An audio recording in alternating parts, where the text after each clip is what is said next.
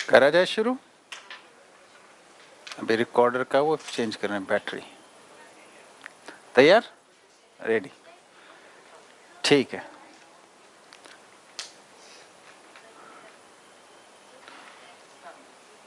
हाँ ठीक है। तो एक बहुत बढ़िया बात हुई कि अभी ब्रेक में वंदना भाभी ने कुछ शेयरिंग की और मेरे को लगा कि वो सबके लिए बहुत उपयोगी होगी, तो सबके साथ शेयर हो जाए।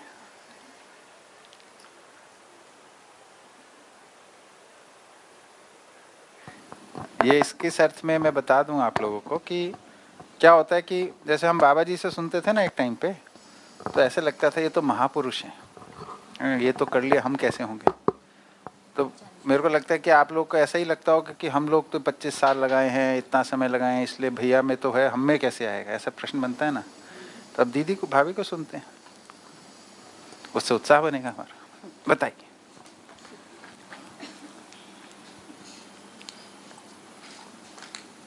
नहीं, अभी भैया से मैं वही बात कर रही थी कि अभी जो 6 दिन से मेरा ये शुरू हुआ है अध्ययन का, तो मेरा ये शायद मेरा पहला ही शिविर है जो मैंने, मतलब अगला 2 दिन तो मेरा छूट ही गया था। तो 4 दिन में मुझे जो उपलब्धि हुई वो भैया के साथ में शेयर कर रही थी कि जो मेरा सुनने का वो एक था, वो मेरा सुनने वाला पार्ट तो पहले से मैंने तय करके रखा था कि मुझे सुनना है। तो ये तय करके ही मैं इधर बैठने के लिए आई थी कि मुझे ये पकड़ में आए ना आए वो समझ, वो मेरा मुद्दा नहीं है, पर मुझे सिर्फ सुनना है। उसी के आधार पे मुझे थोड़ा काम करना था। तो उसको सुनते सुनते मुझे थोड़ा पकड़ में भी आ गया। तो कल रात भी हमने सारी मतलब चर्चाएं की मूल्यों के हिसाब से, मतलब ये जो भी यहाँ कुछ भी बताया जा रहा था, तो एक अच्छा संवाद तो शुरू हो गया। और जो मानसिकता में मेरा थोड़ा शिफ्टिंग हुआ है वो ये हुआ है कि विद्या के प्रति निष्ठा तो पहले से बनी हुई थी, पर जो मुझे अपने में जो दिखना था वो मुझे कल थोड़ा समझ में आया कि एक तो जो मानसिकता वाला पार्ट है वो मानसिकता को कैसे शिफ्ट किया जाए। तो कल मैंने वो अपने में देखा कि जो अभी तक हम जो जी रहे थे उसी के हिसाब से हमारा जो थोड़ा मतलब कुछ मान्यताओं के आधार पे हम जो जी रहे थे वो सब चल रहा था। तो वो कैसे शिफ्ट हो जाए, तो मानसिकता में ही ये पूरा हमारा व्यवस्था के अर्थ में जो भी मानव लक्ष्य है, जो भी मतलब सारे शब्द है, उसको मैंने अपने में थोड़ा देखा तो मानसिकता वाला काम ही लगा कि मुझे मानसिकता पे ही काम करना है। तो उसको सोचते सोचते मेरा शायद 1-2 घंटा ऐसे ही निकल गया और कहीं भी मुझे वो नहीं लगा कि वो मेरा मतलब सुबह उठ के ये करना है वो करना है। वो अच्छे से मतलब धीरे धीरे मेरा वो एक बेस बनता गया। तो 2 घंटे 3 घंटे तक मेरा ये सोचने में आया कि नहीं, जो भैया यहाँ बता रहे हैं उसको मैं अपने में कैसे देख पा रही हूँ, उसको मैं कैसे पकड़ रही हूँ और कहाँ अभी मुझे थोड़ा काम करना है बाकी है। अच्छा, काम करना तो बहुत बाकी है अभी। तो अभी सूचना के तौर पे जो शब्द ले रही हूँ वो मेरा मतलब धीरे धीरे वो बन गया है। तो मुझे वो जैसे पहले सब शिविर मैंने 2-3 किए तो सारे शब्द मुझे जंबल जैसे लग रहे थे कि मुझे कुछ कनेक्टिविटी नहीं दिखाई दे रही थी, क्योंकि शब्दों हिंदी भाषा और ये जो सारे शब्द है वो मुझे पहले से ही मान्यता में है कि मैं ये पकड़ नहीं पाऊंगी। तो मैंने उस हिसाब से कभी लिया ही नहीं था। तो जैसा जैसा मुझे लगता है कि जो जो सूचनाएं मेरे पास आती कि उसको मैं थोड़ा थोड़ा जीती गई, तो मुझे लगता है कि अब मुझे ये सारा अच्छे से मतलब मैं उसको अलग अलग वो क्या बोलते हैं परिवेश में मैं देख रही हूँ उसको।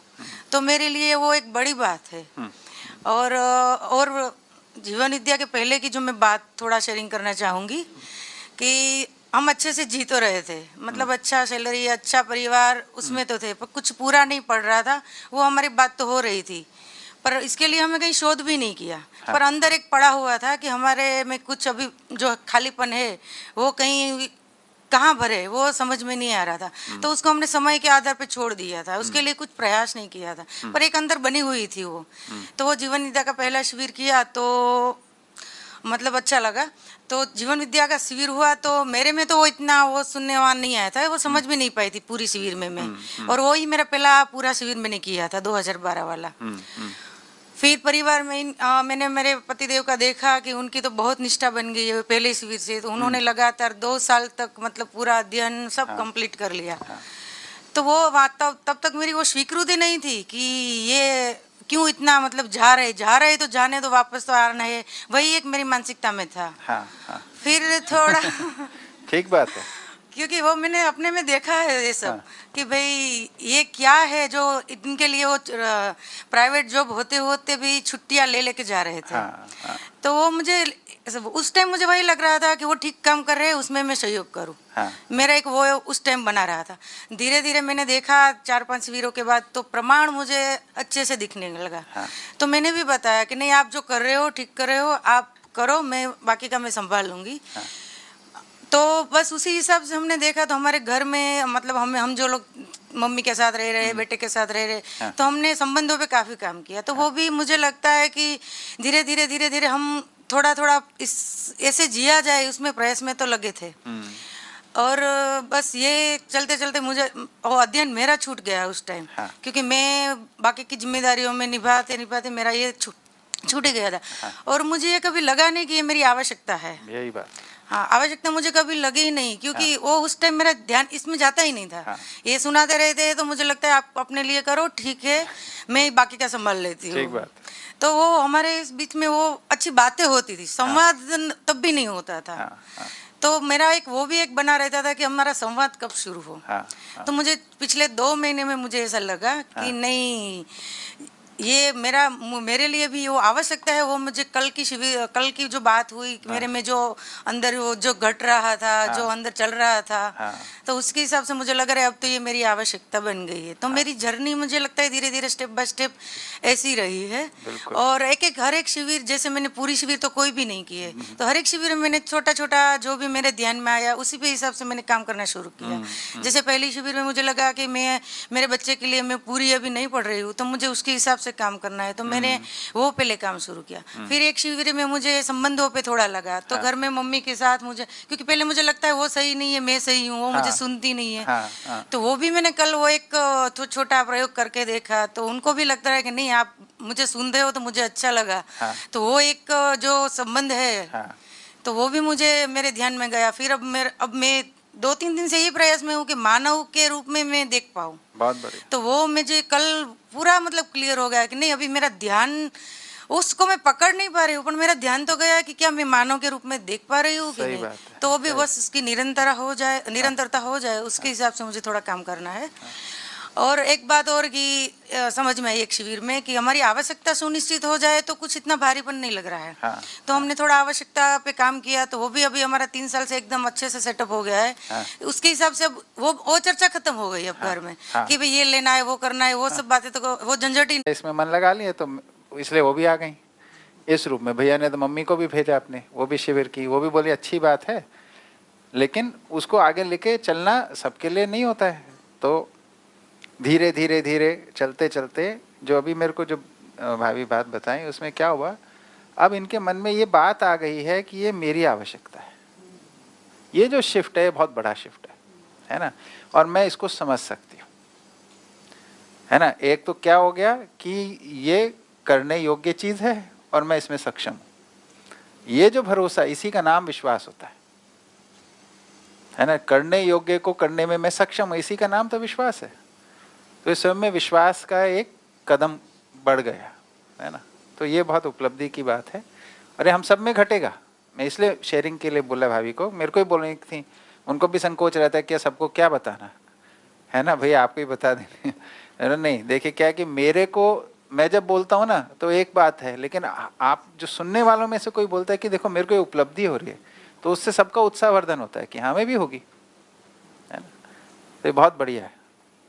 जस्ट एक पॉइंट मुझे याद आया हाँ कि जो हमारी निरंतरता है ना, हाँ वो भी काफ़ी निर्भर करती है वाइफ के प्रोत्साहन के लिए। बिल्कुल। कि अगर हम धीमे हो जाते हैं ना, हाँ। तो उसको भी निष्ठा नहीं बैठती है। वो बोल रहे थे ना, वो हमारा इंतजार कर रही है कि हम कब वापस आ जाए। हाँ हाँ तो वो अगर हम इतने दृढ़ता से नहीं बढ़ते हैं ना, हाँ तो वो भी शायद एक मुद्दा रह सकता है कॉन्फिडेंस के लिए। बिल्कुल बिल्कुल, है ना। तो जो भी हमारा सबके अंदर ये मूल में अपेक्षा है ही कि हमारे जो भी पति पत्नी जो भी हैं, साथी हमारे जो हैं, है ना, वो जिस काम को अपनाए हैं उसमें सफल हो जाएं, है ना। उनकी सफलता से हमारा उत्साह बढ़ता है ना। ये पति पत्नी के अंदर सबसे ज़्यादा होता है ना, भाई बहन में भी होता है, मित्रों में भी होता है, पर पति पत्नी में उसमें एक भाव आता है कि ये मेरी सफलता भी है ना, ये बहुत अच्छा है।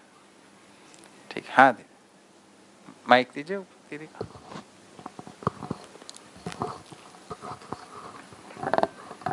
नमस्ते भैया। नमस्ते। जो कल आपने वो प्रेडिक्टिव और रिएक्टिव एनालिसिस बताया और तीनों पीढ़ियाँ एक हाँ। साथ, उसका जो पूरा स्पष्टीकरण किया वो एकदम से समझ में आ गया कि क्यों ग्रैंड पेरेंट्स होने चाहिए, क्यों यंग वन, और एक 3 पीढ़ी एक परिवार में। लेकिन मेरा ये एक प्रश्न उठ रहा है इस संबंध में कि ये तो समझ में आ गया, लेकिन जब ये पति पत्नी संबंध भी समझ में आ गया, लेकिन जब भी हम पति पत्नी संबंध में जुड़ते हैं तो पत्नी जो है उसको अपने माता पिता से दूर होना पड़ता है। तो ये कौन सी व्यवस्था का भागीदार है? वो क्यों नहीं, मीन्स ऐसा भी तो हो सकता है, ऐसा भी तो सोचा जा सकता है कि एक 2 परिवार जुड़े, मीन्स आपका और मेरा है तो हम दोनों परिवार जुड़ जाए, हाँ। दोनों ही परिवार साथ में रहें, किसी को कहाँ पे जाने की क्या ज़रूरत है? तो मीन्स ये एक कारण बनता है कहीं ना कहीं। तो मुझे ये एक स्पष्टीकरण इसका चाहिए कि क्यों लड़कियों तो माता पिता का घर छोड़ना पड़ता है। उसके कोई व्यवस्था तो होगी ही, ठीक बात, डेफिनेटली, तो उस ठीक व्यवस्था को जानना है सिर्फ। ठीक है, ठीक है। हाँ, तो ये जो मानव में जो प्रचलित अभ्यास हैं, है ना, ये किसी ना किसी कारण से आ गए, है ना। इसमें से कुछ लगते हैं व्यवस्था के अर्थ में, कुछ लगता है व्यवस्था के अर्थ में नहीं है ना। दोनों ही प्रकार की चीज़ें देखने को मिलती हैं। पहले तो ये हम देख लें। तो अब देखिए, जो जिनका विवाह हो रहा है ना, जो युवक और युवती हैं, है ना, जो पति पत्नी के रूप में होने वाले, इनको एक परिवार तो शुरू करना ही है ना। तो किसी एक परिवार के अंदर रह के ही ये शुरू होता है। कोई भी चीज़ जिसका अगली पीढ़ी आती है ना, जैसे एक बच्चा जन्म लेता है तो माँ के शरीर में ही होता है। वो बनता कहाँ है? माँ के शरीर में। एक नए परिवार का बीज भी एक दूसरे परिवार के में ही बनता है ना। तभी तो उसमें से निकल के फिर आगे जाता है। जब यहाँ संभल जाता है तभी वो आगे बढ़ पाता है। इसको इस विधि से देखा जाए। अब इसमें कोई बोले कि ये माँ के शरीर में क्यों बनता है, पिता के शरीर में क्यों नहीं बनता है? भाई दोनों में से एक के शरीर में बनता है। एक व्यवस्था तो करनी पड़ेगी। एक साथ तो दोनों के शरीर में नहीं बन सकता। ठीक है। तो कुछ प्रथाएं रही हमारे देश में ही, धरती पे ही कुछ प्रथाएं हैं जहाँ पे जो पुरुष प्रधान जो समाज बने, उसमें जो लड़कियां हैं वो घर छोड़ के, है ना, पति के घर चले जाती हैं। हमारे ही देश में ऐसी भी प्रथाएं हैं जहाँ लड़के जो हैं वो घर छोड़ के लड़कियों के घर चले जाते हैं। उनको भी देखा जाए। मानवीयता के स्तर पे अगर देखने जाएंगे, दोनों जगह पे समान समस्या है। ठीक है ना। तो वो सही है। हमारे को तो बेसिकली मानव संबंध ठीक होंगे तो देखिए, छोड़ना क्या होता है? कुछ नहीं छोड़ना है। माता पिता थोड़ा ना छूटते हैं, है ना। अभी तो अपने माता पिता के साथ तब हमारे को ध्यान जाता है जब दूसरे के माता पिता के साथ रहने जाते हैं, तो याद आती है कि नहीं, मेरे तो माँ ऐसे करती थी, मेरे पिता तो ऐसे करते। पर जब उनके साथ रह रहे होते तब कहाँ ध्यान रहता है ना। तब तो टेकन फॉर ग्रांटेड है। ठीक है ना। तो अगर हम ठीक से संबंध को जीना समझ जाते हैं, सीख जाते हैं, तो उनके साथ रहते हुए भी फिर अपना परिवार बनाते हुए तो दोनों का सहयोग मिलता है। फिर हमारे को परिवार शुरू करने में दोनों परिवारों का सहयोग मिलता है ना। वो व्यवस्थित होने पे ही होता है ना। नहीं तो अभी तो ये जितना सिस्टम है, इसको शरीर के अर्थ में और धन के अर्थ में बनाया हुआ है। इसमें जो सोचा गया भाग है वो शरीर के अर्थ में सोचा है, शरीर की सुविधा के अर्थ में, और धन के आदान प्रदान के अर्थ में सोचा है ना। क्या लेन देन होगा, कब कौन सा लेन देन होगा, इसको तो सोचे हैं, है ना। और उसमें भी कहीं ना कहीं शोषण मानसिकता आ गई बाद में। पहले कोई अच्छे मन से ही सोचे होंगे कि भैया इसकी जरूरत पड़ती है इन वस्तुओं की, तो कुछ वस्तुएं इस परिवार से आ जाएं, कुछ चीज इधर से मिल जाए, है ना। अब वो शोषण मानसिकता बन गई। वो अधिकार मान लिया कि इतना मिलना है, कितना मिलना है, ये सब में फंस गए जाके। बेसिकली जब व्यवस्था नहीं होती तो फंसना ही होता है। जो संतुलित नहीं है वो फंसेगा ही, और क्या होगा, है ना, फंसेगा फिर सड़ेगा, वही चल रहा है, ठीक है ना। तो क्या इसमें टेक अवे क्या है? टेक अवे ये है, कोई भी कड़ी से उसकी अगली पीढ़ी की जो कड़ी है उसको संरक्षण चाहिए। तो एक नए परिवार की शुरुआत किसी परिवार में समा के ही होती है, यही प्राकृतिक विधि है ना। जैसे एक बच्चा जो है माँ के शरीर में ही पहले पनपता है, फिर वो एक कुछ स्थिति में आके उसी के बाद दुनिया में आता है। ऐसा ही परिवारों के साथ भी है ना। अब वो किसी एक परिवार में रहेगा, ठीक है ना।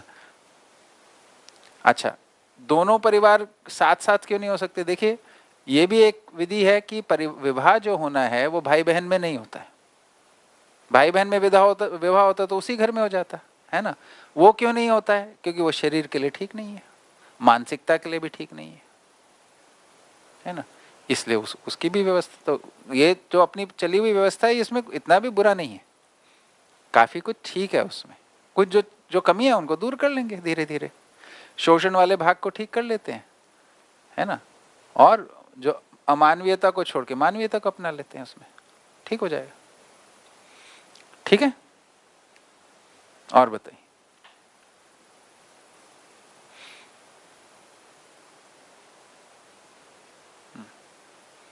कोई और बात?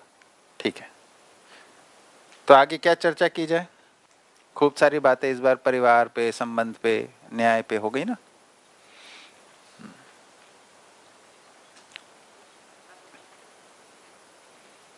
मूल मुद्दा ये है कि हमारा उत्साह बनता है कि नहीं बनता है, हम कुछ कर पाएंगे इसमें, सुनना हो पाएगा, है ना, साथ में जीना बन पाएगा, कोई स्पष्टता बनी कि नहीं बनी इस शिविर में, है ना। ये मूल मुद्दे हैं, तभी तो आगे के लिए उत्साह बनेगा। ठीक है, ठीक है। कल हमारी एक जो चर्चा हुई थी कि जिसके अंदर हमने मानव शरीर रचना के बारे में पूरा सुना था, बात की थी ना मैंने, धरती के विकास में लेके, है ना, पदार्थ से लेके प्राण रचना से, है ना, कैसे जीव शरीर हुए और वो सब।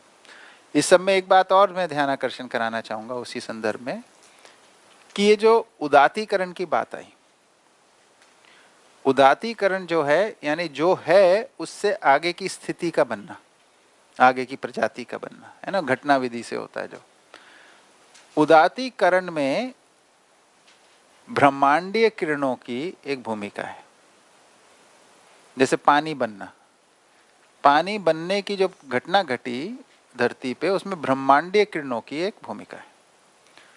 ये बात क्यों महत्वपूर्ण है कि ये जो पूरा जो ब्रह्मांड है ये भी हमारे लिए पूरक है।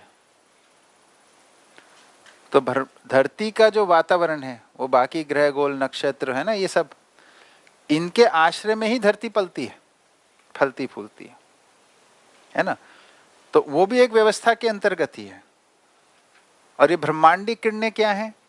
तो हर ग्रह के अंदर पाए जाने वाले अजीर्ण पदार्थ, है ना, जिनमें से विकिरणीयता होती है।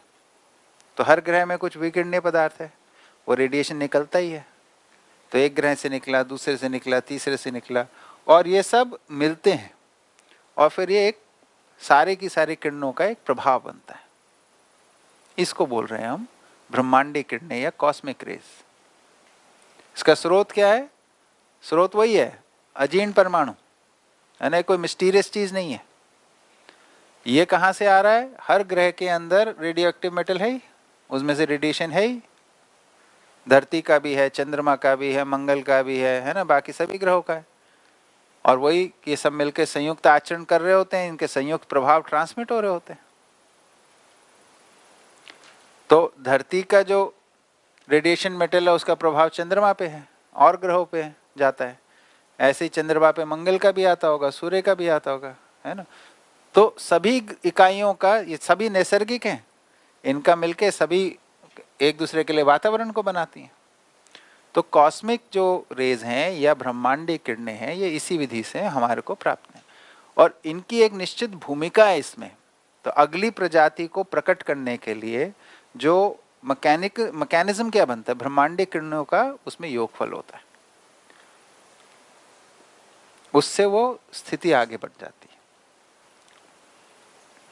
है ना। जो जैसे जेनेटिक मटेरियल में चेंज होगा, उसका वो किस आधार पे होगा, ये कॉस्मिक रेस के आधार पे होगा, उससे उसमें एक परिवर्तन होता है। ऐसे हाँ हाँ हाँ, तो इन किरणों का प्रभाव तो बहुत वो है, ये प्रभावशाली है, शरीर पे बहुत प्रभावित करती हैं। तो मानव जब इसे प्रयोग करता है तो वो अव्यवस्था के रूप में, अभी प्रकृति में ये व्यवस्था के अर्थ में, ये बहुत बड़ा अंतर है ना। इससे सम प्रभाव हो रहा है ना, चीजों को नए रूप में क्रिएट कर रहा है ना। ये काम इससे होता है। ब्रह्मांडीय किरणों की एक रेफरेंस आपको देना चाहना है ना। हाँ, इन ब्रह्मांडीय किरणों का एक भी योगदान रहता है। हाँ बिल्कुल। हाँ, सिर्फ ब्रह्मांडीय रेडियो एक्टिव का ही रोल होता है या गुरुत्वाकर्षण बल या ताप दाब नमी का भी कुछ इसमें इम्पोर्टेंस है? देखिए ताप दाब नहीं, ताप विद्युत ध्वनि, इसको जिसको हमने किरण बोला था, किरण और विकिरण के संयोग में ही ब्रह्मांडीय किरणें है ना। किरण जो है वो जल्दी पच जाती है, विकिरण दूर दूर तक, बहुत दूर तक जाती है। ठीक है।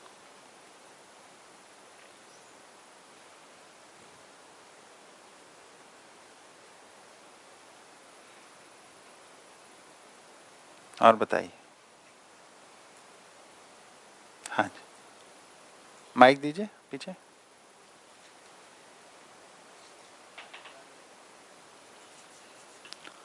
क्या ये जो ज्योतिष विद्या बोलते हैं, हाँ तो वो ये इसके आधार पे बोलते हैं कि ये आपको ये फ्यूचर में ऐसा होगा, फ्यूचर में ऐसा होगा, वो उन्होंने पहचान लिया तो वो सही है या फिर गलत है? क्योंकि वो बोलते हैं कि भविष्य में आपके साथ ये होगा, तो वो हमारी स्वीकृति हो जाती है, वो बोलते हैं इसलिए ये ऐसा होता है, या फिर?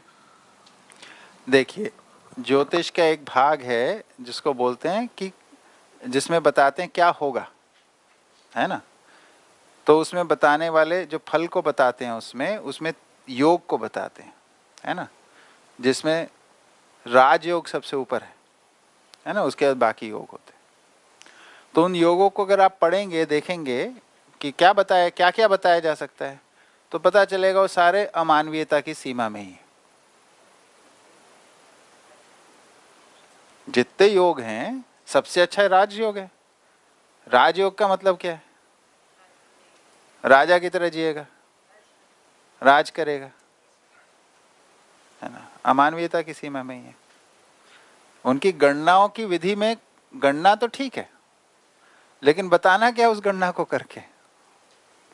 तो पहले पूरे मानव के अंदर जितने भी हम जिनकी फल परिणाम की बात करते हैं, पहले ये समझ में आना जरूरी है।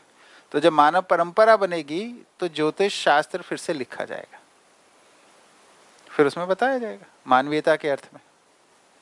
अभी सारे प्रेडिक्शंस जो हैं अमानवीयता के अर्थ में। तुम्हें धन मिल जाएगा, तुम्हारी नौकरी छूट जाएगी, तुम्हारी शादी हो जाएगी, नहीं होगी, है ना, ये सभी है उसमें। तो जितना जागृत थी मानव परंपरा उतने अर्थ में वो सारे फल हैं। ठीक है। लेकिन भैया उसमें जो बोलते हैं तो वो कई बार वो सच हो जाता है, तो फिर वो आप ऐसा देखा है भैया, है ना भाई, हम बोले हैं कि मैदान के अंदर, है ना, बच्चे खेल रहे हैं, है ना, हमारे बच्चे को बोले तुम आज खेलते हुए गिर जाओगे, हम 100 बच्चों को बोल दीजिए, एक दो तो गिर ही जाता है। जो गिर जाता है वो मान लेता है इन्होंने बता दिया।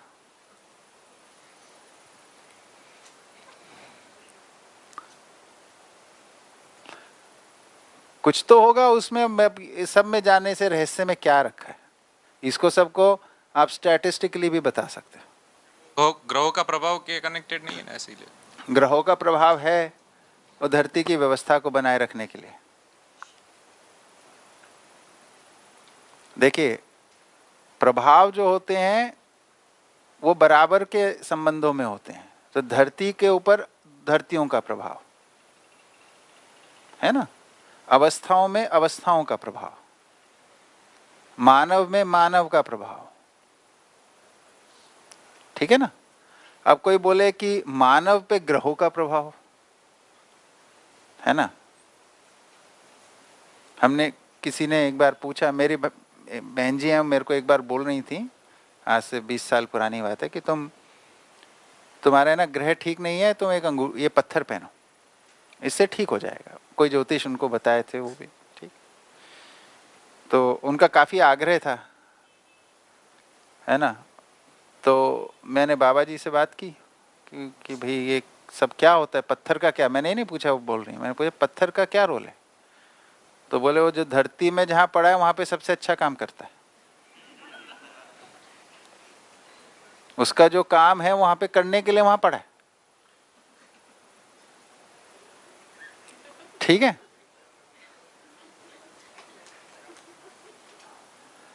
तो अब ये समझ में आया, तो फिर मैंने बहन जी से ये बोला कि देखिए मेरी तो इसमें आस्था नहीं है, लेकिन आपको मेरे लिए इम्पोर्टेंट लगता है, तो मैं आपके आग्रह को स्वीकार के इसको एक समय तक पहनता हूँ। मैं 1 वर्ष पहनूंगा, उसके बाद मेरे को इसका प्रभाव कोई दिखा तो मैं पहन के रखूंगा, नहीं दिखा तो छोड़ दूंगा।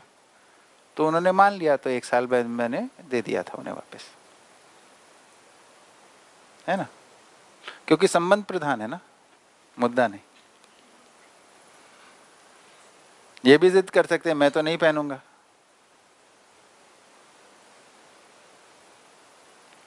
ठीक है ना। हाँ, ये 2 क्वेश्चन है हाँ। मेरे।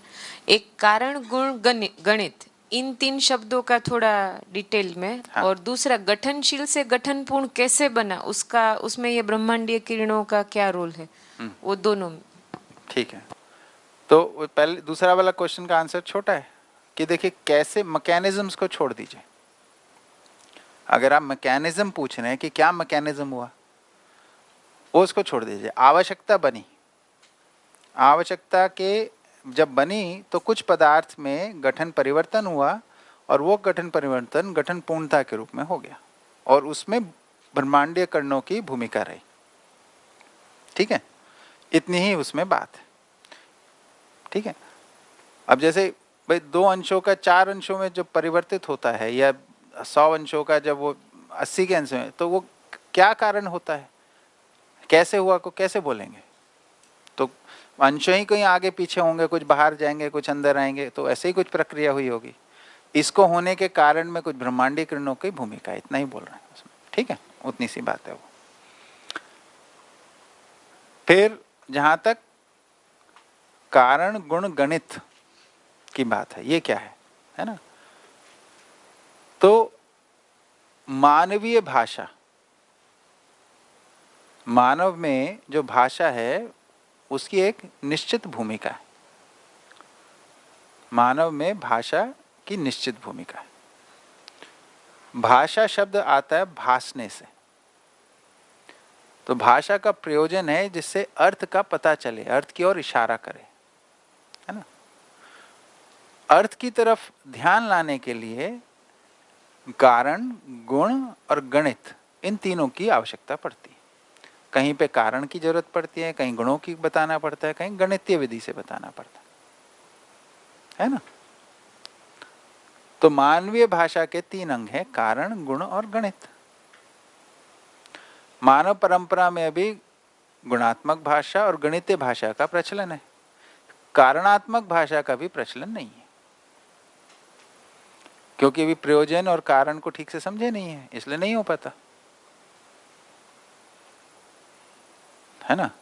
कॉज एंड इफेक्ट को जानते हैं, तो इसलिए गुणों की बात कर लेते हैं कुछ, और गणित की बात कर लेते हैं, ठीक है ना।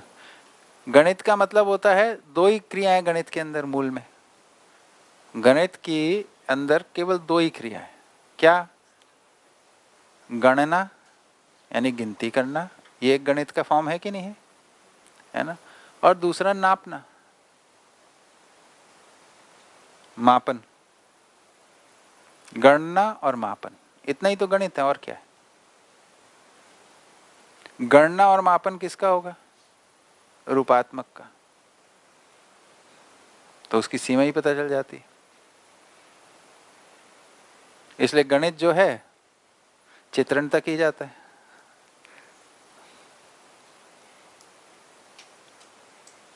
कारण है वही चिंतन क्षेत्र या साक्षात्कार तक जा सकता है ना।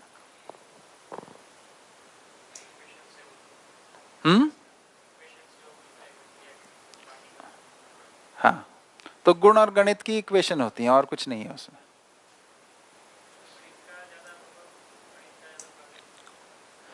डिपेंडिंग ऑन द इक्वेशन, किस चीज की आप बात कर रहे हो। 2 + 2 4 होता है तो प्योरली गणित है, पर हाइड्रोजन और ऑक्सीजन मिलके पानी बनते हैं, इसमें गुणों की बात भी है। क्यों बनते हैं पानी, ये कारण की बात है, क्योंकि व्यवस्था के लिए पानी चाहिए।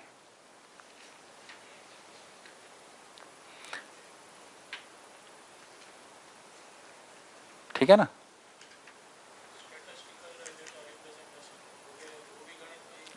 बताइए, गणना ही तो है वो। गणने गिनती करने की अलग अलग विधियां हैं। स्टैटिस्टिक्स क्या है कि भाई आप एक एक करके गिनती नहीं कर सकते, तो अनुमान विधि से गिनती करते हो। एक सैंपल लेते हो, उसको एक्सट्रापोलेट करते हो, यही तो स्टैटिस्टिक्स है।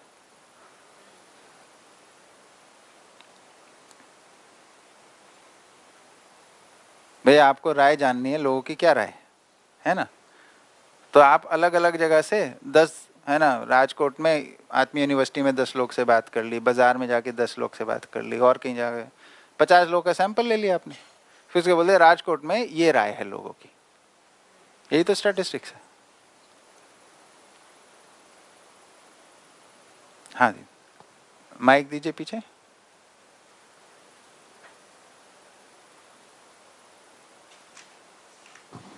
भैया मेरा ये जो ज्योतिष शास्त्र के बारे में भैया ने प्रश्न पूछा, मैं आपसे सहमत हूँ कि वो राजयोग और वो सब मानवीयता के भौतिकवाद, लेकिन एक ऐसा भी, जो कि इस परिवार से बिलोंग करती हूँ जहाँ पे मैंने ये सब कुछ देखा है, जी जी। कि एक ऐसा भी रिसर्च बताया गया है कि जब भी हम एक बालक का शरीर बनता है, मानवीय शरीर जनरेट, तो डेफिनेटली जो यूनिवर्सल इफेक्ट्स है उसके रासायनिक प्रक्रिया उसमें होती रहती है।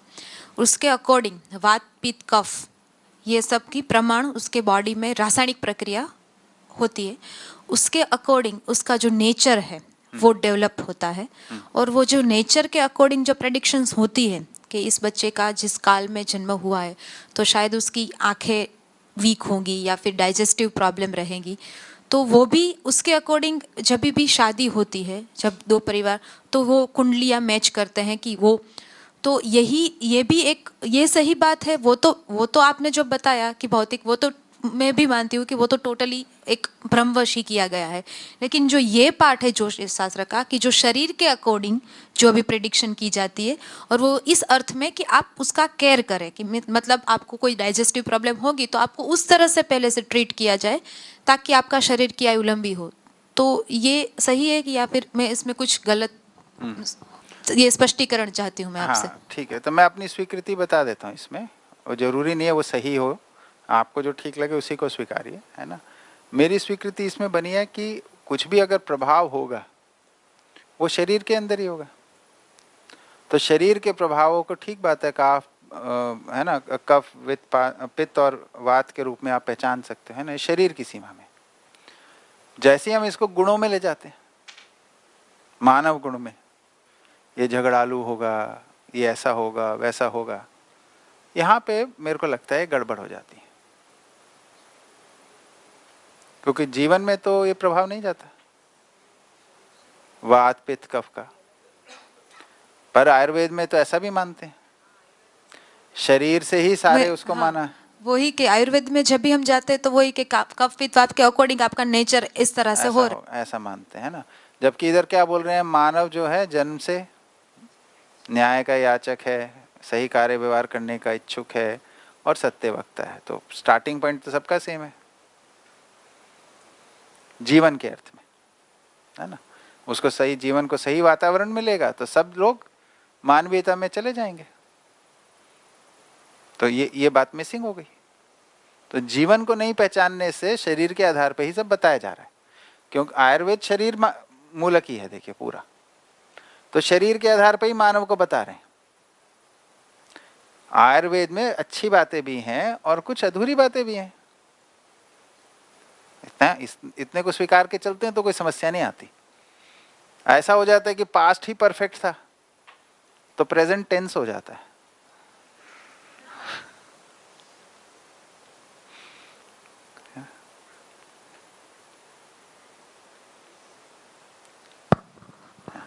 एक आपने बताया था कि वो जो भूखे परमाणु है उसमें क्लॉकवाइज रोटेशन होती है, अजीर्ण में एंटी क्लॉकवाइज होती है। हाँ, वो तो कहाँ से देख रहे हैं आप? क्लॉकवाइज को ऊपर से देखोगे, उसको नीचे से देखो तो एंटी क्लॉकवाइज दिखेगा। नहीं, वो भूखे में देख, दोनों में अलग अलग रहती है। हाँ, अलग अलग है, लेकिन उसका जो ओरिएंटेशन का, उसमें एक सर और पैर होता ही है, तो सर की दिशा से देखोगे तो एक ऐसे दिखेगा और एक ओरिएंटेशन में रख के देखते तो वो अलग अलग रहते हैं। तो वो गठन पूर्ण में कैसे होता है? गठन पूर्ण में हम गतियां नहीं देख सकते, भौतिक गतियां होती तो है, तो भौतिक नहीं होती। अब चैतन्य हो गया वो सब ऐसी जगह पे पहुंच जाता है, उसको आप चित्रण भी नहीं कर सकते। उसमें अब चैतन्य ही स्पष्ट होता है, उससे मुक्त हो गया वो, जड़ता से एकदम मुक्त हो गया। उसको अब गतियों के रूप में, ताप दाब ध्वनि के रूप में, ये सब कुछ नहीं पकड़ में आएगा, उसमें कुछ सेंस ही नहीं बनता। चैतन्य को समझना है तो उसको अक्षय बल, अक्षय शक्ति और 10 क्रियाएं पहले, फिर जागृति के बाद 122 आचरण।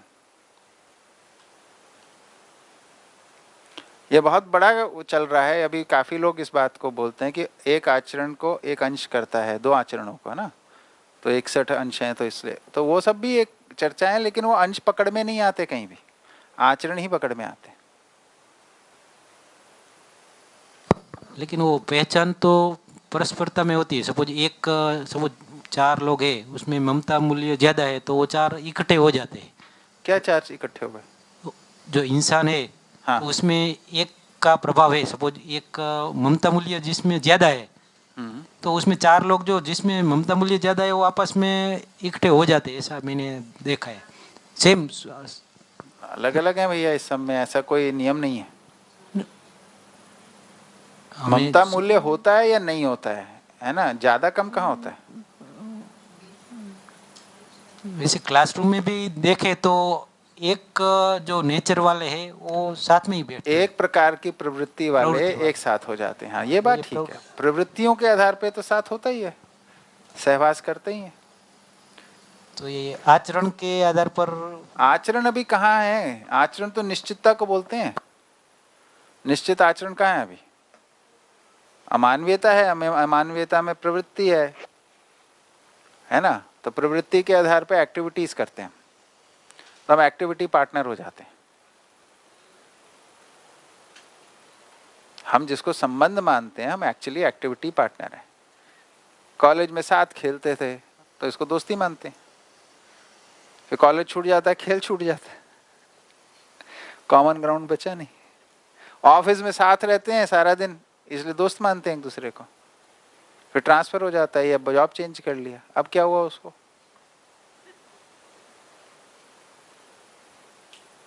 Activity partner. संबंध की कंटिन्यूटी का है परिवार में फिलहाल, शरीर के आधार पे वो भी। हाँ जी, हाँ। जो गठनशील से गठन पूर्ण, और जो शरीर और सेल्फ कैसे सहअस्तित्व में। हाँ, तो गठनशील से गठन पूर्ण की तो बात हो ही गई अभी, जो थोड़ी सी बात हुई कि गठन, मूल मुद्दा यही है कि गठनशील से ही गठन पूर्ण बनता है, ये एक सूचना है। इसको कहने का आधार क्यों है? क्योंकि गठन पूर्ण भी अंशों से ही बना है और गठनशील भी अंशों से ही बने। एक दूसरा तर्क क्या है इसमें कि भाई गठन भेद से आचरण भेद है, ठीक है ना। तो 2 अंश का हाइड्रोजन है और 24 अंश का ऑक्सीजन है, दोनों के अंश एकदम अलग, तो अंश भेद से आचरण भेद है। तो अंश भेद से आचरण भेद स्थापित है, तो चैतन्य हो ही सकता है ना। अब चैतन्य अमर है, ये क्यों है? क्योंकि गठन के अंदर हम देखते हैं, तीसरा तर्क, गठन जो एक अधिकतम भूखा एक प्रजाति है, फिर उससे कम भूखा, उससे कम भूखा, उससे कम, फिर न्यूनतम भूखा। तो इस ट्रेंड को देखते हैं तो भूख कहीं पे अगर एक ट्रेंड में लगाते हैं भूख कम होती हुई दिखती है, दूसरे में लगाइए तो भूख जाते होते हुए दिखती है। ऐसे अजीर्ण को देखिए, उनको एक ट्रेंड में लगाते हैं तो अजीर्णता कम होती हुई दिखती है अलग अलग प्रजातियों में। तो इससे ये जगह पहुंच ही सकते हैं कि भाई ऐसा होगा जहाँ जो भूखा नहीं होगा और अजीर्ण नहीं होगा। यानी उसके दूसरा ये भी दिखता है कि जो सबसे ज़्यादा भूखा है उसकी जो अवधि है वो सबसे कम है ना, बने रहने की सहवास की, और जो सबसे कम भूखा है ना, तो भूखों में उसकी अवधि बने रहने की सबसे ज़्यादा है ना। तो जो ना भूखा होगा ना अजीर्ण होगा उसकी अवधि है ना वो निरंतर हो गई। इन तीन के आधार पे पहुंच जाते हैं। इधर तीन तर्क हैं इसमें। माइक। दूसरा पार्ट वो था कि मानव में शरीर और चैतन्य वो दो साथ में। हाँ, तो जब गठन पूर्णता होती है तो उसमें गठनशील परमाणु में भार बंधन होता है, ठीक है, और अणुबंधन होता है। भार बंधन उसमें चुंबकीयता के आधार पे है ना, बात कल बोली थी, बताई थी, है ना। तो चुंबकीयता के आधार पे सहवास करने की प्रवृत्ति, इसको बोल रहे हैं भार बंधन। साथ होने की जो प्रवृत्ति है चुंबकीयता के आधार पे, इसको क्या बोल रहे हैं, भार बंधन, ठीक है। और साथ रहते हैं तो कुछ इस विधि से साथ रहते हैं कि वो अपना अपना आचरण त्याग करके एक नए आचरण को बनाते हैं, है ना, अणु रचना में, अणु बनने में। तो वो जो संयुक्त आचरण के रूप में हो गए, एक परमाणु दूसरा परमाणु अभी मिलके एक संयुक्त आचरण करने लगा, इसको बोल रहे हैं अणु, है ना। ये बात भी हमारी हो चुकी है पहले। तो ये अणु बंधन है। तो साथ रहते हैं तो फिर वो संयुक्त आचरण करने लगते हैं, ठीक है। अब जो जीवन है या जो चैतन्य परमाणु है उसमें भार बंधन नहीं होता है, जिसका मतलब क्या है, चुंबकीयता नहीं है या चुंबकीयता का जड़ स्वरूप नहीं है, ठीक है। तो उसके अंदर भार बंधन नहीं है तो वो सहवास में नहीं आता, सहवास में नहीं आता तो अणुबंधन में आएगा ही नहीं।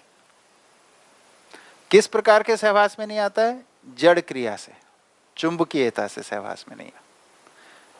तो फिर किससे आता है, तो बोला आशा बंधन से आता है।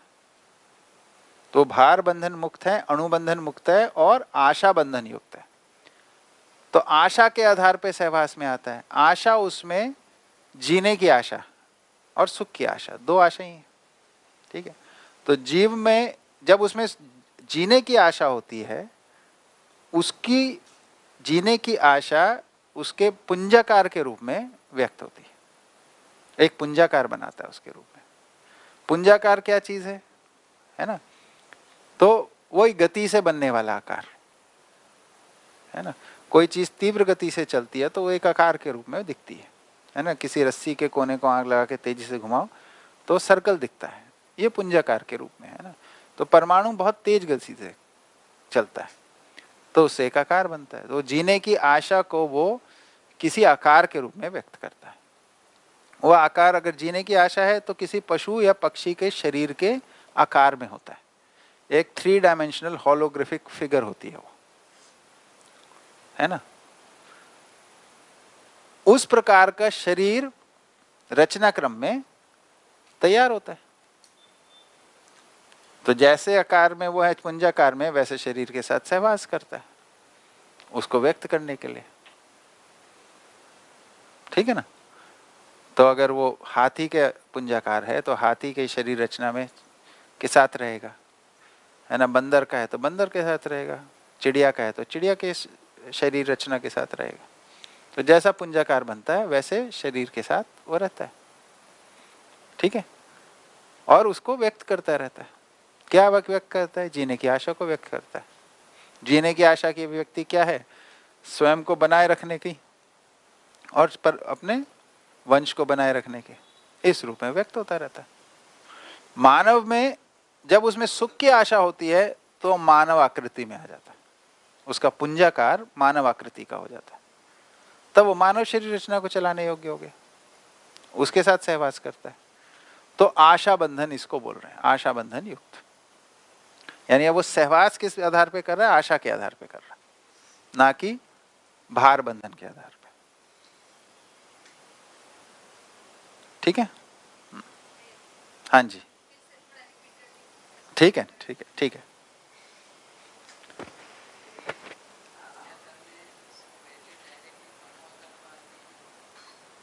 भैया ये मैं कह नहीं सकता, पर मेरी स्वीकृति में तो यही है कि पहले जीने की आशा के अंदर ही आएगा और फिर मानव आकृति में आएगा। हाँ, क्रम से ही होगा, प्रकृति में क्रम है ना। तो इसमें क्या बात हुई कि जो जड़ परमाणु है वो गठनशील है। गठनशीलता का मतलब क्या है कि परमाणु जो है एक अवधि तक बना रहता है, उसके बाद उसका गठन परिवर्तन होता है। गठन परिवर्तन होना दो विधि से होता है। कुछ प्रजातियों के अंदर अंश बाहर जाते हैं, उनको बोलते हैं अजीर्ण परमाणु। कुछ प्रजातियों के अंदर अंश अंदर आके समाते हैं, उसको बोला भूखे परमाणु, है ना। फिर हम देखते हैं जो अलग अलग प्रजातियां भूकों की और अलग अलग प्रजातियां अजीर्णता की। अजीर्ण जो हैं उनको अगर हम क्रम से लगाएं तो उसमें बहुत अधिक भूखे या सर्वाधिक भूखा प्रजाति है और एक न्यूनतम भूखा प्रजाति है, उस बाकी सब उसके बीच में है। ऐसे ही अजीर्ण को लगाएं, भूखों को लगाएं तो दोनों को एक कतार में रखा जा सकता है। उससे अनुमान बनता है कि कोई ऐसा परमाणु होगा जो ना तो भूखा होगा ना अजीर्ण होगा। ठीक है। दूसरी बात, उसका आचरण इनमें से किसी भी परमाणु के बराबर उसका एक नया आचरण हो, क्योंकि अलग गठन है वो, है ना। अलग गठन है तो अलग आचरण होगा। तीसरी बात उसमें आती है कि जो सर्वाधिक भूखा है और जो न्यूनतम भूखा है, उसमें सर्वाधिक भूखे की स्थिरता या बने रहने की अवधि, है ना, वो न्यूनतम है, और जिसके अंदर न्यूनतम भूखापन है उसके बने रहने की अवधि अधिकतम है। इस आधार पे जो ना भूखा है ना अजीर्ण है, उसके बने रहने की अवधि निरंतर है। इस पे आ गए, है ना। तो ये अमर हो गया। अब ये जो गठन पूर्ण हुआ, गठन पूर्णता के साथ उसमें एक मेटामॉर्फोसिस होता है। ये शब्द आप लोग विज्ञान में पढ़ते हो ना, जैसे टैडपोल से मेंढक बनता है या उससे कैटरपिलर से बटरफ्लाई बनती है ना, वही है वो। तो वो जैसा पहले था उससे एकदम विभिन्न रूप में खिल गया अब, है ना। कहाँ कैटरपिलर और कहाँ बटरफ्लाई, कोई अनुमान बनता है कि ये वही चीज वैसी बन जाएगी, है ना। ऐसा ही है वो प्रोसेस। तो उसमें क्या हुआ, अब उसमें भार बंधन नहीं है। भार बंधन का क्या मतलब, जड़ के अंदर चुंबकीयता के आधार पे साथ आने की प्रवृत्ति परमाणुओं की, है ना। तो ये चुंबकीयता के आधार पे साथ आने की प्रवृत्ति, इसको बोला भार बंधन। फिर वो जो साथ आ जाते हैं तो वो अणु रचना में के रूप में आ जाते हैं, बन जाते हैं, अणु बन जाते हैं उनके, इसको बोला अणु बंधन। तो जो जीवन परमाणु है, चैतन्य है, उसके अंदर भार बंधन मुक्त हो गया। उसमें अब चुंबकीयता नहीं है, या चुंबकीयता का वो स्वरूप नहीं है जो जड़ में होता है ना। तो उससे मुक्त हो गया, तो उसमें अब दूसरे परमाणुओं से, ना दूसरे चैतन्यों के साथ ना जड़ के साथ कोई आकर्षण बनता है। आकर्षण नहीं बनता तो सहवास नहीं होता उनका, सहवास नहीं होता तो अणुबंधन भी नहीं होगा। तो भार बंधन मुक्त और अणुबंधन मुक्त, ये हो गया। तो फिर इसमें क्या होता है, ये सह अस्तित्व को कैसे प्रकट करेगा, ये तो अकेला पड़ गया सारे। तो इसके अंदर आशा है, तो ये आशा युक्त है, आशा बंधन युक्त बोला इसको। तो आशा क्या है, इसके अंदर दो ही आशा होती है, जीने की आशा और सुख की आशा। ठीक है। तो पहले जीने की आशा है। जीने की आशा क्या है कि वो अपने को किसी जीव के रूप में व्यक्त करता है, मैं हूं, इसको व्यक्त कर रहा है। तो कैसे व्यक्त करता है, तो उस आकार में बन जाता है, उस आकार में गति करने लगता है। तो अगर भालू है तो भालू के आकार में, शेर है तो शेर के आकार में, गाय है तो गाय के आकार में, चूहा है तो चूहे के आकार में। जिस आकार में उसका पुंजाकार बनता है, उस आकार का शरीर प्रकृति में उस धरती पे उपलब्ध होता है। ठीक है। तो अगर वो भालू का आकार बना और यहाँ भालू की रचना बनी हुई है तो उसके साथ एक हो जाता है। नहीं बनी हुई तो तब तक इंतजार करता है जब तक भालू का शरीर रचना ना हो जाए, फिर उसके साथ पुंजाकार करेगा। ठीक है। तो दोनों सहवास में आते हैं शरीर और चैतन्य, और वो अपनी जीने की आशा को व्यक्त करता रहता है ना। मानव कब बनता है? जब उसमें सुख की आशा होती है। सुखी होने के लिए अर्थ में वो क्रियाशील हो गया, है ना। यानी अपनी सुख धर्मीयता को अब वो प्रकाशित करना चाह रहा है। ऐसे में उसका पुंजाकार मानव आकृति में हो जाता है। तो अगर वहाँ पे मानव शरीर हैं तो उनके साथ सहवास करता है, नहीं तो मानव शरीर रचना जब तक नहीं होती है तब तक इंतजार करता है। इतनी बात है, ठीक है।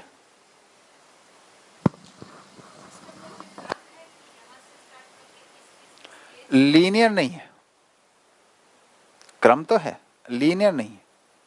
हमारा अभ्यास है क्रम को लीनियरिटी में देखने का, क्योंकि हम क्रम को स्ट्रक्चर से देखते हैं, जबकि क्रम जो इसमें गुणों का क्रम है। तो बहुत सारी प्रजातियां हैं जो जीवों की, जिनके गुणों में वो समान है। जैसे एक इंद्रिय जीव, फिर 2 इंद्रिय जीव, 3 इंद्रिय जीव, ये क्या है? इनके गुणों का जो प्रकाशन है जीने की आशा का एक सीमा में ही होगा, है ना। तो पर ऐसे अनेक जीव हैं जो एक इंद्रिय है ना। तो शरीर रचना तो वहां से होती है जिसमें 5 इंद्रियां बन गई हों, है ना। उनमें से कोई एक प्रधान होती है, किसी में 2 प्रधान होती हैं, ऐसे करके मानव में 5 इंद्रियां समान है ना। तो वो गुणों के आधार पे क्रम है, ना कि स्ट्रक्चर्स के। तो ऐसा नहीं बोल सकते कि वो पहले चूहा बनेगा, फिर चिड़िया बनेगा, फिर बंदर बनेगा, फिर हाथी, ऐसा कुछ नहीं, है ना। गुणों के आधार पे कोई क्रम है, ठीक है। अच्छा, इसमें एक सूचना और जरूरी है, वो ये है कि जो पुंजाकार वो बनाता है वैसी अनेकों शरीर यात्राएं करता है वो, एक नहीं करता। वो पुराना जो आ रहा है कि 84 लाख योनियों में से गुजरता, वो नहीं है, ये वो वाली रेफरेंस में नहीं। वो अनेक, मतलब गाय का पुंजाकार बन गया था, वो गाय के रूप में रहेगा, काफी शरीर यात्रा करेगा उसमें, है ना। बंदर का बन गया तो बंदर के रूप में रहेगा, मानव बन गया तो मानव के रूप में रहेगा। क्या कुंजाकार बदलने का कारण व्यवस्था ही है, व्यवस्था सूत्र ही है, ठीक है। हाँ जी। भैया वो जो सारे परमाणु गठनपूर्ण हो जाता है उसके बाद आशा बंधन और मतलब सुखपूर्वक जीने की आशा बंधन से युक्त होता है, या फिर जो वो परमाणु अंश है वो भी मतलब सुखपूर्वक जीने की आशा से साथ में मिलते हैं? नहीं समझा, नहीं, फिर से बताइए। आपने भैया बताया कि ये जो चैतन्य परमाणु जो बनता है वो पार बंधन और अणुबंधन से वो सब साथ में नहीं जुड़ते, वो मुक्त हो गया। मुक्त हो गया। हाँ, तो परमाणु किसे कह रहे हैं हम?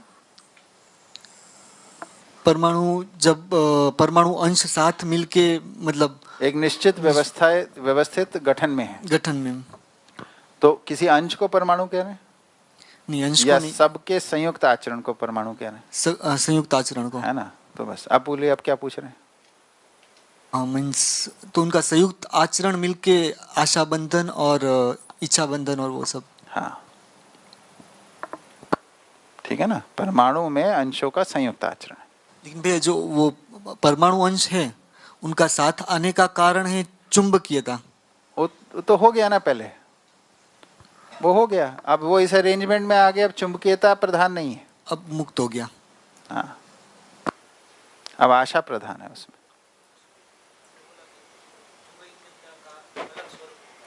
हाँ, उसका स्वरूप अलग होता है, आशा है उसका स्वरूप। अभी आप और हम भी तो सुख की आशा में ही आकर्षित होते हैं।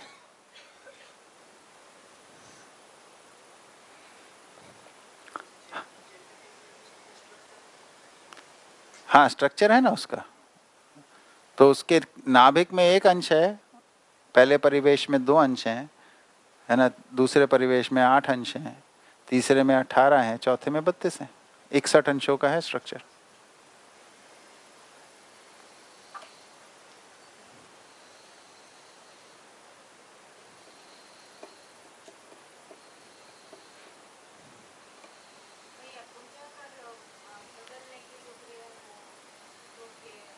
में व्यवस्था के अर्थ में है।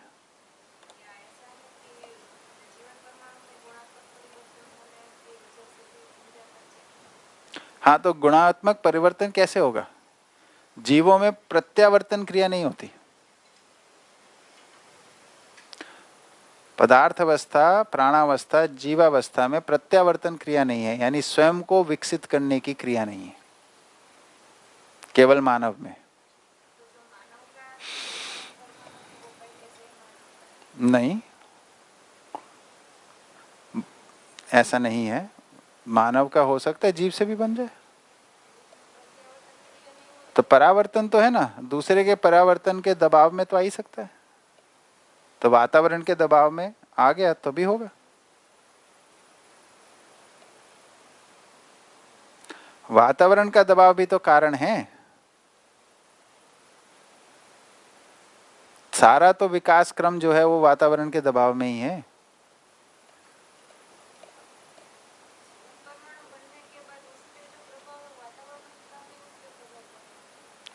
जीवन परमाणु के अंदर स्वीकृति यही है कि वो शरीर है जीव के रूप में, तब वो प्रभाव सारे भौतिक प्रभावों को स्वीकारता ही है उस रूप में।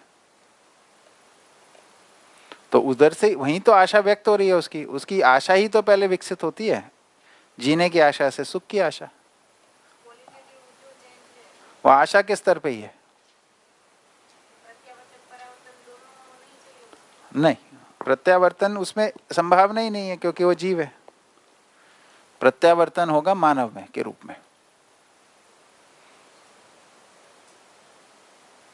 तो उसके अंदर जीने की आशा का ही परिवर्तन होता है, स्वरूप बदल जाता है बस। अभी चैन आस्वादन वो सुख के लिए करेगा।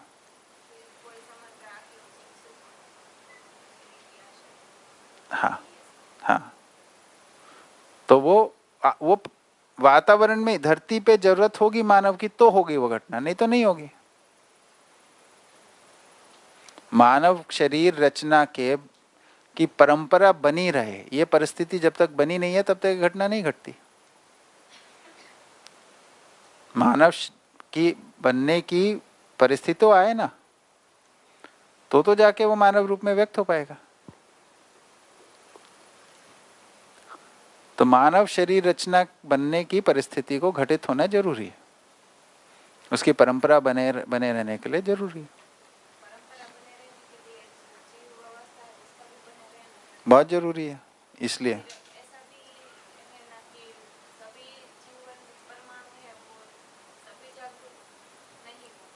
तो सभी का तो मतलब ही नहीं, कोलैबोरेटिव काम है। जैसे परिवार में सब लोग सब काम करते हैं, कुछ निश्चित काम करते हैं। हाँ, तो वैसे ही प्रकृति में सब चीजें अपना निश्चित काम करती हैं। अगर हमारा संबंध है तो हम जो भी कोलैबोरेशन में काम कर रहे हैं उसमें जो उपलब्धि होगी वो सबकी उपलब्धि होगी। नहीं तो जड़ परमाणु ही, सारे जड़ परमाणु को गठन पूर्ण होना है, फिर धरती कैसे बनेगी?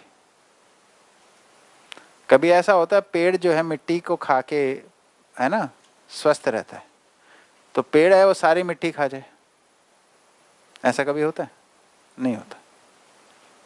तो मिट्टी भी बनी रहती है, पेड़ भी बना रहता है।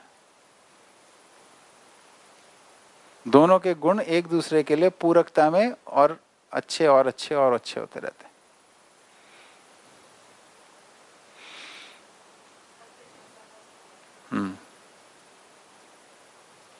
क्या अभी तक की जो जितनी विचारधारा रही वो एक की यात्रा की बात रही। आदर्शवादी विधि भी, भौतिकवादी विधि भी, यात्रा एक की है, सुख दुख एक का है, विकास एक का है। अभी क्या बात हो रही है? विकास एक का नहीं, विकास पूरी धरती का है, उसमें समस्त इकाइयों के साथ में विकास है। तो विकास जो है उसको धरती के साथ जोड़ के बात की गई है। तो धरती का विकास की बात में क्या है? अल्प विकसित, अविकसित धरती, अल्प विकसित धरती, अर्ध विकसित धरती और विकसित धरती और फिर पूर्ण विकसित धरती, ऐसे भाषा है उसकी। सूर्य जो एक अविकसित धरती है ना, चंद्रमा अल्प विकसित है, हमारी धरती जो है अर्ध विकसित है। जब इस पे ज्ञान अवस्था स्थापित हो जाएगी परंपरा के रूप में तो विकसित धरती हो जाएगी। और जब उसके ऊपर दिव्य चेतना प्रधान हो जाएगी तब वो पूर्ण विकसित हो गई।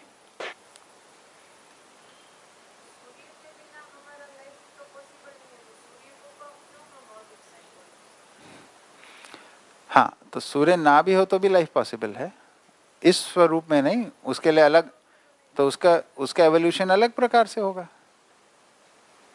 अभी देखिए धरती पे ही, समुद्र में आप एक गहराई से थोड़ा नीचे जाएंगे तो वहां अंधेरा होता है। सूर्य का प्रकाश कुछ किलोमीटर की गहराई के बाद नहीं मिलता, ठीक है। उतना नीचे जाने पे पानी की डेंसिटी भी एकदम अलग हो जाती है, क्योंकि उतना पानी भारी ऊपर ऊपर वजन पड़ा हुआ उसका, तो दबाव भी बहुत अधिक है। ऐसी जगहों पे बहुत सारे धरती की गर्भ से फूटने वाले पानी के, मतलब समुद्र तल पे होने वाले ज्वालामुखी भी हैं। तो ज्वालामुखी में से खूब गर्मी निकलती है, तो खूब गर्म, खूब दबाव और एकदम अंधकार, ऐसे में रहने वाले जीव जंतु भी हैं, ठीक है। या एकदम अंधेरा है, खूब दबाव है और एकदम ठंडा है, ऐसे में रहने वाले भी जीव जंतु हैं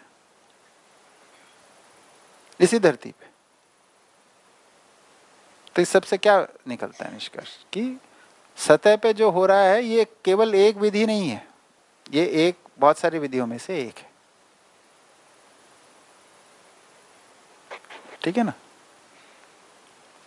हम लोग, हमारी शरीर रचना के लिए एकदम शुद्ध पानी चाहिए, है ना। इतने सारे जीव जंतु सारे वो एल्कली पानी में रहते हैं, समुद्र के पानी में। जितने जीव जंतु समुद्र में उतने तो धरती की सतह पे है ही नहीं, है ना। बहुत सारी जगह पे बहुत एसिडिक होता है वहां पे पानी, क्योंकि वहां के जो केमिकल्स हैं वैसे हैं, उसमें भी जीव जंतु रहते हैं। वो सब व्यवस्था के अर्थ में क्रियाकलाप करते रहते हैं, संतुलन बनाए रखते हैं। हम धरती का जो एवोल्यूशन हुआ है वो सूर्य को के दबाव को, ये सूर्य के प्रभाव को पचाते हुए बना है, ये एक स्वरूप है। जरूरी नहीं है हर जगह पे किसी भी धरती के परस्परता में कोई आंख का गोला हो। अब जैसे हम देखते हैं जुपिटर को देखते हैं, जुपिटर जो है अपने आप में आंख का गोला नहीं है, गैस का गोला है। उसके किसी चंद्रमा पे जो सो कॉल्ड सैटेलाइट्स पे, उस पे धरती का विकास क्रम सज ही सकता है कभी। किसी ऐसा भी ग्रह का सिस्टम हो सकता है जिसमें केंद्र में कोई आंख का गोला ना हो।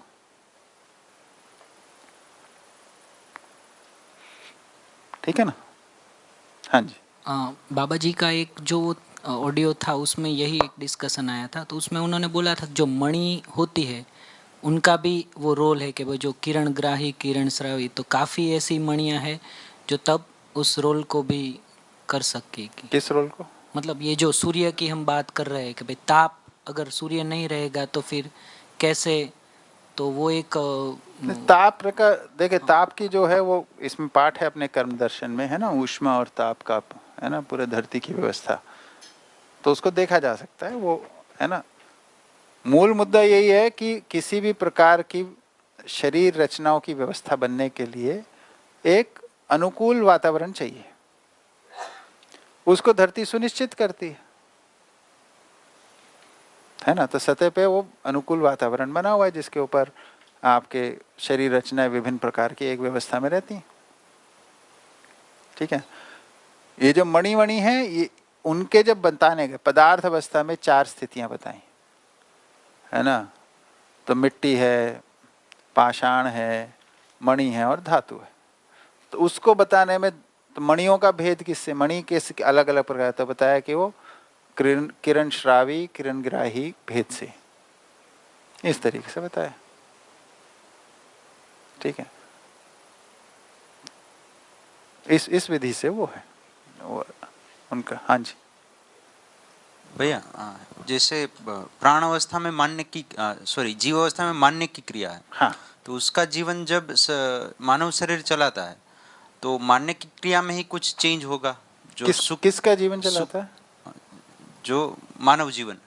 मानव जीवन। हाँ, तो पहले तो और जीव का कौन सा चलाता है? जीव शरीर। हाँ, तो उसमें मानने की क्रिया होगी। किसमें?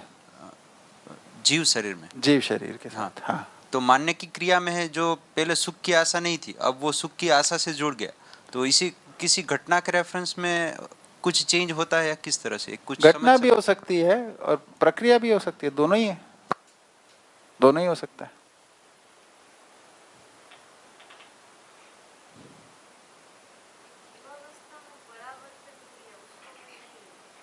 परावर्तन का मतलब है बाहर के, मतलब अपने आचरण से प्रभाव को बनाए रखना, इसको बोला परावर्तन। तो हर इकाई पर आचरण कर ही रही है ना, ठीक है? तो एक प्रभाव को बनाए हुए, वही उसकी मौलिकता जो प्रभाव वो बना के रखती है। आम के पेड़ का एक आचरण है तो उससे एक प्रभाव बना रहता है, नीम के पेड़ का अलग आचरण है, उससे एक अलग प्रभाव बना रहता है। तो आम के पेड़ के आसपास जो वनस्पति होते हैं या उस पे जो कीड़े मकोड़े होते हैं वो अलग प्रकार के हैं, जो नीम पर होते हैं वो अलग प्रकार के हैं, है ना? तो उसका जो आचरण करते हैं उसका प्रभाव बनता ही है। प्रत्यावर्तन का मतलब क्या है? अपने आचरण के अंदर खुद से विकास कर लेना। प्रत्यावर्तन क्या है? जिसको हम बोल रहे हैं स्वयं के विकास की क्रियाएं। तो स्वयं का विकास क्या? आज उसके गुणों में ही तो परिवर्तन होगा, तो उसका आचरण बदल जाएगा। तो स्वयं से नहीं कर पाती बाकी इकाइयां, वातावरण के दबाव में हो जाता है उसमें परिवर्तन। ज्ञान अवस्था ही वो है जो जिसको इस जिम्मेदारी लेनी है कि मेरे को अपने गुणों को मानवीयता के अर्थ में तक करना है, तो उसको अपने आप से निर्णय पूर्वक करना पड़ता है, इसी का नाम ज्ञान है। हाँ जी भैया, मेरा प्रश्न ये था कि एलिमेंट्स, कंपाउंड्स और मिक्सचर्स जो हम बोलते हैं उसके अंदर यहाँ क्या उसके बारे में मानव व्यवहार दर्शन में वो पूरा लिखा था, वो पकड़ में आ गया है। लेकिन पहली बार हमने वो एटॉमिक स्ट्रक्चर ड्रॉ करके फिर ऐसी भी कई सूचना एकदम ठीक बैठी कि मध्य में से भी परिवेश में जाते होंगे, परिवेश में से कब? गठन परिवर्तन के अर्थ, गठनशीलता के अर्थ में। जब अणुबंधन कब होता है, बॉन्डिंग कब होती है? जब वो सहवास में, जब अंशों का सहवास एक रचना के रूप में, गठन के रूप में बना हुआ है, हाइड्रोजन बना हुआ है, हाइड्रोजन बने रहते हुए वो ऑक्सीजन के साथ कंबाइन करके अणु बनता है, पानी बनता है ना? एक इसको रजिस्टर करो अपने अंदर। गठनशीलता किसे बोल रहे हैं? वो हाइड्रोजन से मान लीजिए कार्बन बन रहा है, इसको गठनशीलता कह रहे हैं, जिसमें अंश अंदर बाहर हो सकते हैं। नहीं समझे? गठनशीलता का मतलब क्या है? गठन परिवर्तन होने की प्रवृत्ति, ठीक है? तो गठन परिवर्तन के रूप में कोई एक गठन होगा, मान लीजिए हाइड्रोजन है, ठीक है? परिवर्तन के रूप बाद क्या बना वो? मान लीजिए कार्बन बना, ठीक है? तो जब हाइड्रोजन से कार्बन बना तो उसमें बाहर से कहीं से अंश आके समाये होंगे, तो अब वो अरेंजमेंट उसका ऐसा बना कि नाभिक तक भी कुछ अंश चले गए। पहले एक ही था, अब 12 हो गए उसमें, और परिवेश में 6 हो गए, है ना? अब ये कार्बन बन गया। तो इस घटना में जब गठन परिवर्तन हो रहा है तब ये अंशों का अंदर बाहर होना हुआ। अब फिर से वो एक व्यवस्था में आ गए, अब उस स्टेबिलिटी को वो कुछ समय तक प्रकाशित करता है। जब उस स्टेबिलिटी को प्रकाशित कर रहा है उस समय अणु रचना करेगा। ये क्लियर हो गया? ठीक, आप बताओ। उस हिसाब से H2O जब साथ में होता है तो हमें हर बार वो परिवेशीय इलेक्ट्रॉन शेयर होते हैं, और ऐसा इलेक्ट्रॉन तो होते नहीं है ना। हाँ, तो इसी वजह से मेरा ये प्रश्न उठा। तो इसको भी हम उसी तरह से H2 और O को भी यहाँ ड्रॉ करके एकदम ठीक से समझ सकते हैं, जिसमें ना ही शेयरिंग का कुछ दिखा सके, फिर भी एक चित्रण कोई ठीक से बने। नहीं तो शेयरिंग से क्या चित्रण आता है? मतलब जो पार्टिकल शेयरिंग की बात, मैं वही कहना चाह रहा हूँ ना। आप चित्रण से क्यों पकड़ना चाह रहे हो इसे? कौन सी? वो तो दूसरी एक चित्रण एक मान्यता, दूसरा चित्रण दूसरी मान्यता। आप मान्यता को मान्यता से रिप्लेस करना चाह रहे हो। तर्क नहीं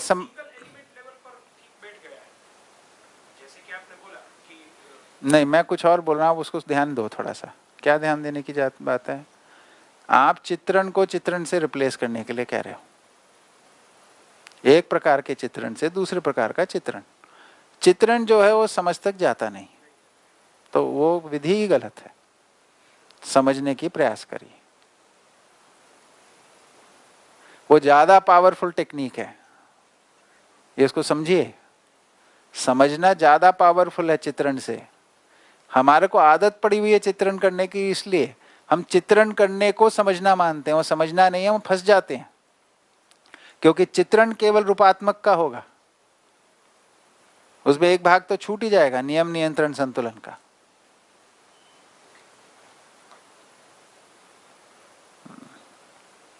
मान तो लिया हो पर अंदर कन्विंस नहीं हुए।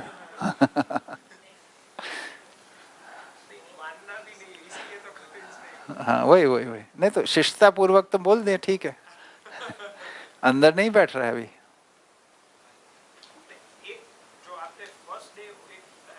ड्रॉ किया था ना कि जिसमें गुजरना ही पड़ेगा, चलो बोलो, पूरा बोलो। मैं तो शॉर्टकट ले रहा था, अब शॉर्टकट नहीं, पूरे लॉन्ग कट से चलते हैं, चलो।